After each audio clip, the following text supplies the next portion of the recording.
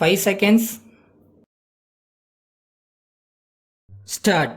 மாண்புமிகு தலைவர் அவர்களே, கல்வியின் முக்கியத்துவத்தை பொதுமக்கள் எவ்வளவு உணர்ந்திருக்கிறார்களோ அவ்வளவுக்கு குறையாதபடி நம் மன்றத்திலே அதற்கு தகுந்த அந்தஸ்து அளிக்க வேண்டும் என்ற நோக்கத்துடன் இந்த விவாதத்திற்கு 2 நாட்கள் ஒதுக்கியிருப்பது பற்றி மகிழ்ச்சி அடைகிறேன்.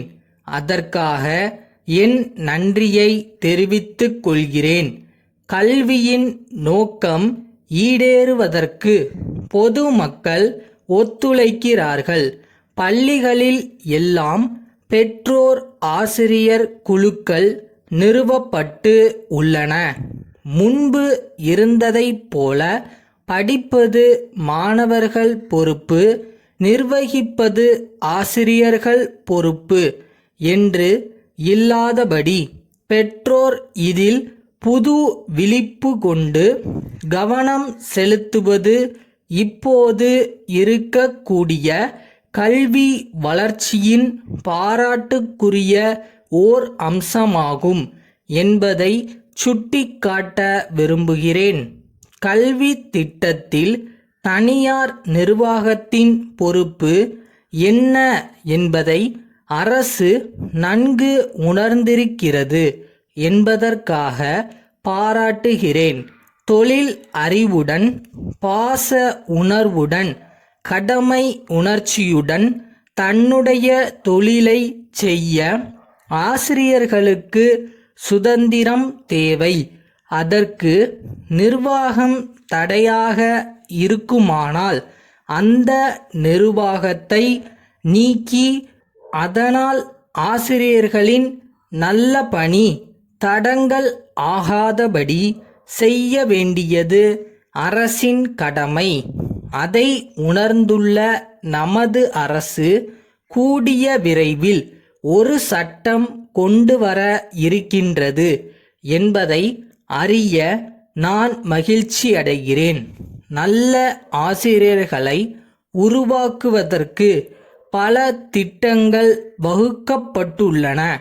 குழந்தைகளுக்கு பாடங்கள் கற்பிப்பதற்கு தேவையான நூல்களை எழுதுவதற்கு அரசு ஊக்கம் அளிக்க வேண்டும்.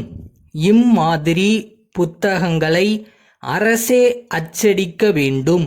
குழந்தைகளை கவரக்கூடிய வகையில் படங்கள் அதில் இணைக்கப்பட வேண்டும்.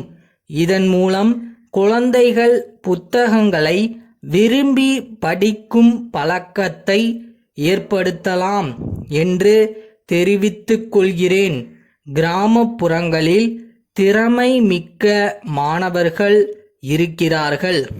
ஒவ்வொரு ஊராட்சி ஒன்றிய பகுதியிலிருந்தும் ஆண்டுதோறும் 2 நபர்களை தேர்ந்தெடுத்து அவர்களுக்கு சிறப்பு மானியம் அளிக்க வேண்டும் என்று கேட்டுக்கொள்கிறேன். இத்தகைய ஒரு திட்டம் அமல் செய்யப்பட்டால் அது கிராம மக்களுக்கு ஒரு வரப்பிரசாதமாக அமையுமென்று கருதுகிறேன். கல்லூரி கல்வியை பற்றி ஒன்று கூற விரும்புகிறேன். தமிழை பயிற்று மொழியாக ஆக்கிவிட்டோம். பல்லாண்டு காலமாக கனவு கண்டு வந்த இந்த திட்டம் தற்போது நிறைவேற்றப்பட்டிருப்பதற்கு என்னுடைய நன்றியை தெரிவித்துக் கொள்கிறேன். மாணவர்கள் சுலபமாக தாய்மொழி மூலம் அறிவை வளர்த்து கொள்ள முடியும். இது எல்லோரும் ஏற்றுக்கொள்ளக்கூடிய அடிப்படை உண்மை. இந்த நேரத்தில் நான் ஒன்று கேட்க விரும்புகிறேன். தமிழை பயிற்று மொழியாக கொண்டு படித்த மாணவர்களுக்கு மேல் பட்ட படிப்புக்கு எந்த வகையில் ஏற்பாடு செய்யப்பட்டிருக்கிறது என்பது கேள்விக்குறியாக உள்ளது. இதற்கு வகை செய்யப்பட வேண்டும். தமிழில் படித்த மாணவர்களுக்கும் இட ஒதுக்கீடு செய்யப்பட வேண்டும். திருநெல்வேலி ராமலிங்கம் புத்தக நிறுவனம், சென்னை பாரதியார் சாலையிலுள்ள மோகன் நூல் பதிப்பு கழக செயலாளருக்கு எழுதும் கடிதம். அன்புள்ள ஐயா, தங்களுடைய 9ஆம் தேதியிட்ட கடிதமும் அதனுடன் இணைக்கப்பட்டிருந்த புத்தக பட்டியலும் கிடைக்கப் பெற்றோம். வழக்கமாக அளிக்கப்படும் 20% கழிவுக்கு மேல் எங்களுக்கென சிறப்பு தள்ளுபடி 10% கொடுப்பதாக தாங்கள் கூறியுள்ளதை இந்த நேரத்தில் நினைவு கூறுகிறோம்.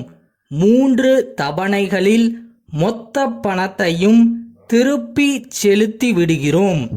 இந்த சலுகையை தாங்கள் அளிப்பதாக இருந்தால் இங்குள்ள புத்தக விற்பனையாளர்களை நாங்கள் அணுகி இது குறித்து பேசி தங்களுடைய வியாபாரத்தை மேலும் பெருக்கித் தர இயலும்.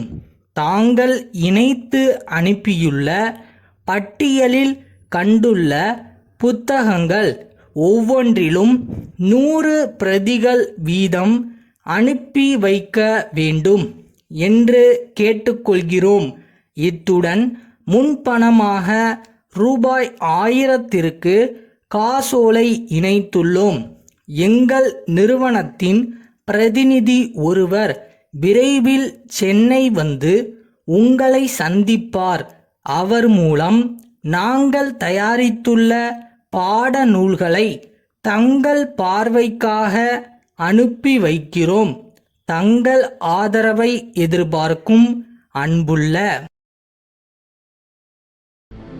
எல்லாருக்கும் ஏதாவது ஒரு வகையில் கவலை இருந்துக்கிட்டு தான் இருக்கும். அந்த கவலைக்குள்ளேயே முழுகாமல் எப்படி மேலே வருதுன்னு மட்டும் யோசி.